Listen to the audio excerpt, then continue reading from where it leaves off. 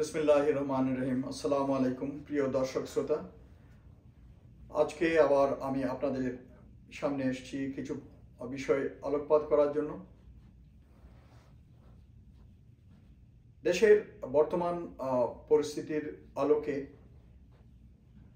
আমাদের তো অন্তর্বর্তীকালীন সরকার যদিও আইন শৃঙ্খলা রক্ষার জন্য সেনাবাহিনী সহ বিভিন্ন আইন প্রয়োগকারী সংস্থার মাধ্যমে অক্লান্ত পরিশ্রম করে যাচ্ছেন, বাট তবুও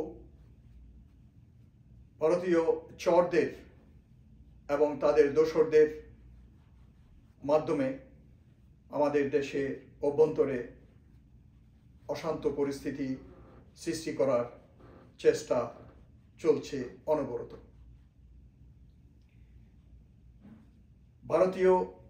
আমরা জানি আন্তর্জাতিকভাবে ভারতীয় মিডিয়া সমূহ, টিভি, নিউজ পেপার, তারা একসাথে অপপ্রচার করে যাচ্ছে, মিথ্যা প্রপাগান্ডা চালাচ্ছে বাংলাদেশের বিরুদ্ধে, বিশেষ করে হিন্দুদের উপর অত্যাচারের মিথ্যা খবর পরিবেশনের মাধ্যমে। কিন্তু আমরা জানি, এবং ইভন কি আমাদের দেশের হিন্দুরাই বলছে যে আমার মন্দির আগুন লাগছে, এটা আমি জানি না, কিন্তু ভারত জানে, এবং তারা তাদের খবর পরিবেশন করছে। কাজে এর থেকে আমরা বুঝতে পারি তারা বানোয়াট নিজেরা খবর বানাচ্ছে। ওরা গ্রাউন্ড লেভেলে এসে এই খবর তাদের কেউ সরবরাহ করছে না। এবং সেই জন্য আমাদের প্রধান উপদেষ্টা ভারতীয় প্রচার মাধ্যমকে আহ্বান করেছে যে আপনারা বাংলাদেশে আসুন, তারপর তথ্য সংগ্রহ করুন। কিন্তু এটা আমরা যতই বলি, ভারত তাদের এই অপপ্রচার চালিয়ে যাবেই। টেলিফোনে যতই মিষ্টি কথা, আমি মোদির কথা বলছি, ভারতের প্রধানমন্ত্রী মোদির কথা বলছি, সেই শয়তান আমাদের প্রধান উপদেষ্টার সাথে যতই কথা বলুক মিষ্টি মিষ্টি, যতই কংগ্রেচুলেশন দিক, কিন্তু ওরা সবসময় বগলে ইট মুখে শেখ ফরিদ, একটা কথা আছে না? অর্থাৎ মুখে মিষ্টি কথা বলে তারা at the back they have a knife to stab on your back. So সেই জন্য এদের কথায় ভুলে না গিয়ে আমাদের প্রস্তুতি রাখতে হবে সার্বক্ষণিক ভারতীয় চক্রান্ত নস্যাৎ করার জন্য। আমি ছাত্র জনতাকে আহ্বান করব এবং আমাদের দেশের আইন প্রয়োগকারী সংস্থাকেও অনুরোধ করব যে আমাদের সজাগ থাকতে হবে। ইদানিং আমি খবর পেয়েছি এবং পড়লাম কয়েক জায়গায় যে ভারতে তারা মেসিভ আকারে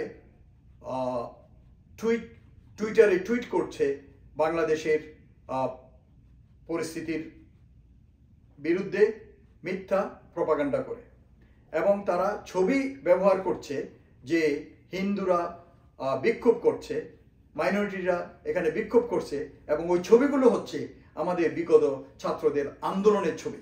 মিথ্যা ছবিগুলো তারা পরিবেশন করে বিশ্বকে দেখাতে চাচ্ছে এবং বিশ্বকে বলতে চাচ্ছে যে আমাদের বাংলাদেশে মাইনরিটিরা সেফ না। তো কাজেই আমি যেটা বলবো যে আমরা নিশ্চিত হয়ে গেলে হবে না যে আমাদের বিজয় অর্জিত হয়েছে এবং আমরা স্বাধীন হয়ে গিয়েছি, দেশ শান্ত হয়ে গিয়েছে, পরিস্থিতি শান্ত হয়ে গেছে। না, হয়নি। আমি ছাত্র জনতাকে বলবো, আপনারা ইজিপ্টের কথা মনে রাখেন, আলজেরিয়াতে কি হয়েছিল খেয়াল করে দেখুন। নিশ্চিত বিজয় প্রাপ্তির পরও সেই বিজয় হাতছাড়া হয়ে গিয়েছিল। কাজেই আমাদেরকে সজাগ থাকতে হবে এবং আমাদেরকে সব সময় প্রস্তুতি নিয়ে থাকতে হবে যাতে আমরা এই হায়নাদের শকুনি দৃষ্টি থেকে আমাদের দেশকে রক্ষা করতে পারি। বাংলাদেশে কোনো রিলিজিয়াস ধর্মের ভিত্তিতে কোনো ঘটনা ঘটছে না। এখানে যা কিছু হচ্ছে রাজনৈতিক প্রতিহিংসার জন্য, এবং এটা এই ধরনের একটা পরিবর্তনের পর, এই ধরনের একটা বিপ্লবের পর হতেই পারে। কাজেই আমার কথা হলো ইন্ডিয়ান প্রচার মাধ্যমগুলোর উদ্দেশ্যে যে আপনারা আপনাদের চরকায় তেল দিন, আমাদের নিয়ে বেশি ব্যস্ত হওয়ার আপনাদের কোনো কারণ নেই। আমাদের দেশের মাইনরিটিকে সুরক্ষা দেওয়ার দায়িত্ব আমাদের। আপনাদের দেশ যারা আছে মাইনরিটি, তাদেরকে আপনারা সুরক্ষা নিশ্চিত করুন, ওইটাই ভালো। ভারতীয় চররা আমাদের দেশে ওরা খুবই সক্রিয়, এদেরকে তল্লাশি করুন এবং আইনের হাতে সোপর্দ করুন। এদেরকে খুঁজে বের করুন এবং আইনের হাতে সোপর্দ করুন। এদেরকে নির্মূল না করা পর্যন্ত আমাদের দেশে এই ধরনের চক্রান্ত চলতেই থাকবে। 15ই আগস্ট সম্বন্ধে আমি বলবো, 15ই আগস্ট এটা ছিল বাংলাদেশের জন্য 71-এর পর দ্বিতীয় বিপ্লব, এবং এই 24শে জুলাইতে হলো তৃতীয় বিপ্লব। এটা আমার কথা, আমি বলছি। 15 বিপ্লবে কেন ঘটেছিল আপনারা জানেন। শেখ মুজিবুর রহমান, যাকে একটা দল বঙ্গবন্ধু উপাধি দিয়েছিল, আমি বুঝি না এটা জাতির জন্য কেন সে বঙ্গবন্ধু হবে। আওয়ামী লীগ, সে আওয়ামী লীগের প্রধান ছিল, আওয়ামী লীগ তাকে বঙ্গবন্ধু বলছে। কিন্তু আমাদের জাতি, আমাদের দেশ কেন তাকে বঙ্গবন্ধু বলবে? কেন আপনারা বঙ্গবন্ধু বলেন? এটা আমাকে উত্তর দিন। কোনো সঠিক উত্তর আছে? নাই। তো কাজেই বঙ্গবন্ধু বলে যারা মুখে ফেনা তোলেন এবং লজ্জা পান, কাজে আমি আপনাদের বলব, নিবৃত হন। মীর জাফরও একসময় দেশের জন্য কাজ করেছিল, কিন্তু শেষ পর্যায়ে গিয়ে তার ভুল সিদ্ধান্তের জন্য, তার বেঈমানির জন্য সে ইতিহাসে কলঙ্কিত ব্যক্তি হিসাবে পরিচিত হয়, ঘৃণার পাত্র হিসাবে পরিচিত হয়।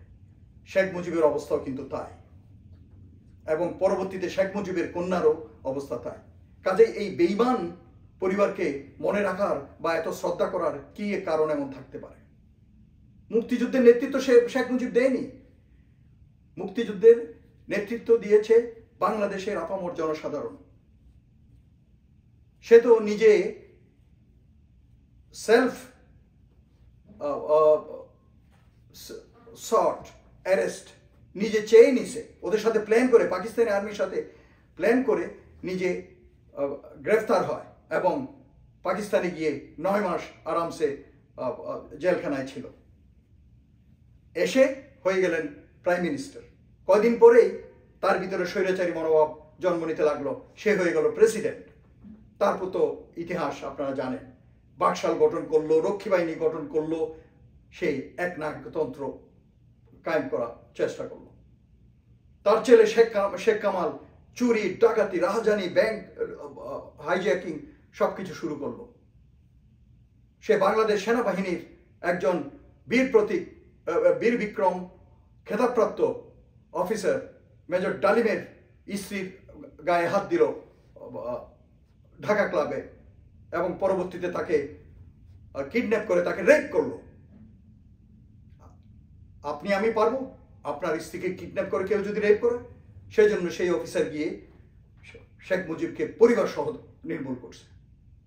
দুর্ভাগ্যক্রমে হাসিনার রেহানা রেহাই পেয়েছে, এবং পরবর্তীতে তারাও আপনাদেরকে বুঝিয়ে দিল যে শেখ ডালিম ঠিক কাজটি করেছিল না ভুল কাজটি করেছিল। শেখ মুজিবকে যখন বিচার দেওয়া হয়েছিল যে আপনার ছেলে এই কাজ করেছে, ডালিমের বউকে নিয়ে রেপ করেছে, তখন সে বলেছিল বাচ্চা ছেলে করছে, কি আর বিচারের। তো এটার কনসিকুয়েন্স তাকে পেতে হয়েছে। এগুলো ইতিহাস। কাজেই অন্ধভক্ত হয়ে লাফালাফি করে বঙ্গবন্ধু বঙ্গবন্ধু বলে মুজিবের পরিবারকে একবারে পীর মুর্শিদের মতো এত পূজা করার কোনো কারণ হয় না বাঙালিদের জন্য।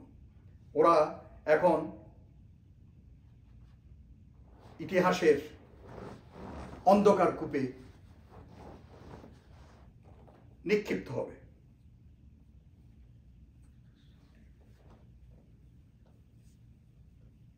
এবং ইদানিং আপনারা দেখবেন কিছু এই বঙ্গবন্ধু প্রেমিক মুখে ফেনা তুলতেছে, এবং তারা এই রর পেরোলে আছে, দে আর পেইড আউট অফ র, এবং তারা আবার নাচানাচি করে উল্টাপাল্টা সিচুয়েশন করার চেষ্টা করতেছে।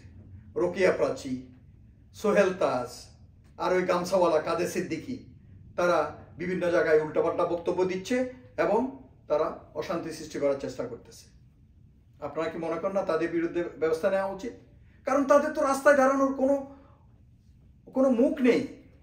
তারা এবং তাদের দল আমাদের দেশের আপামর জনসাধারণ ছাত্র জনতার উপর যে অত্যাচার করেছে, এই দেশটাকে যেরকম পচাই ফেলছে, সব কিছু দিয়ে ধ্বংস করে ফেলছে, ভারতের কাছে বিক্রি করে দিছে, এদেরকে তো এত পূজা করার কোনো মানে হয় না। এই শেখ ফ্যামিলিকে ইতিহাস থেকে মুছে ফেলা উচিত। আমাদের পরের প্রজন্মগুলি জানা উচিত যে এই পরিবার আমাদের জাতির উপর যে একটা গজব হয়ে এসেছিল।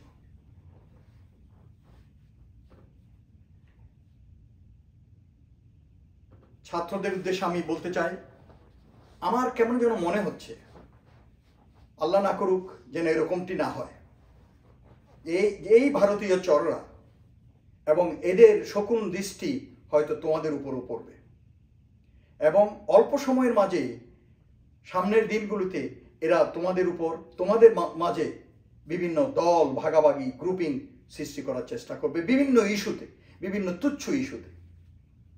আমি তোমাদেরকে অনুরোধ করব, তোমরা এক থাকো, সজাগ থাকো, যাতে এই ধরনের কোনো চক্রান্তে তোমরা শিকার না হও এবং তোমাদের এত কষ্টের অর্জিত এই বিজয় যেন হাতছাড়া হয়ে না যায় এবং তোমাদের যে সুনাম এটা যেন ক্ষুণ্ণ না হয়। ইদানিংকালে তোমরা নিজেরাই জানো, বিভিন্ন জায়গায় তোমাদের সাথে আন্দোলন করা অনেক ছেলে মেয়ে আপত্তিকর কর্মকাণ্ড ঘটাচ্ছে। যেমন সেদিন একজন সেনাবাহিনী ক্যাপ্টেনের সাথে এক মেয়ে দুর্ব্যবহার কেমন করেছে সেটা তোমরা নিজেরাই দেখেছো। তারপর আরো অন্য জায়গায় কয়েকটা ঘটনা হয়েছে।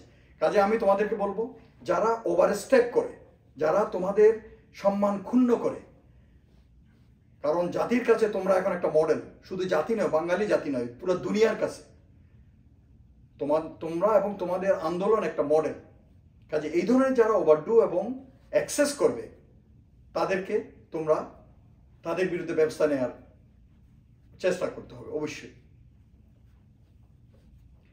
আরেকটা জিনিস নিয়ে আমি বলতে চাই যে আমাদের দেশে এই ছাত্ররা কষ্ট করে রাস্তার দুপাশে দাঁড়িয়ে থাকা দেয়ালগুলো, ময়লা শ্যাওলা পড়া দেওয়ালগুলো পরিষ্কার করে সুন্দর করে রং লাগিয়ে এতে বিজয়ের স্লোগান, তারপরে শহীদদের নাম বা ছবি এবং বিভিন্ন দৃশ্য, ফুল এবং ক্যালিগ্রাফি, সুন্দর সুন্দর ক্যালিগ্রাফি আঁকছে সৌন্দর্য বর্ধনের জন্য। এতে কিছু লোকের এত কষ্ট কেন? টাকা কোথায় পাচ্ছে?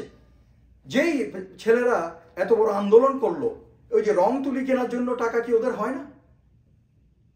কাজেই ছোটখাটো ব্যাপার নিয়ে আমি বলবো, আপনারা বেশি খোঁচাখুচি করবেন না। এই সরকারকে সহায়তা দিন, ছাত্রদের আন্দোলনের প্রতি আপনাদের সহায়তা এবং সাপোর্ট অব্যাহত রাখুন, দেশকে তার লক্ষ্যে পৌঁছানোর জন্য সুযোগ দিন। আপনারা ভালো থাকুন, পরবর্তীতে আবার দেখা হবে। আসসালামু আলাইকুম।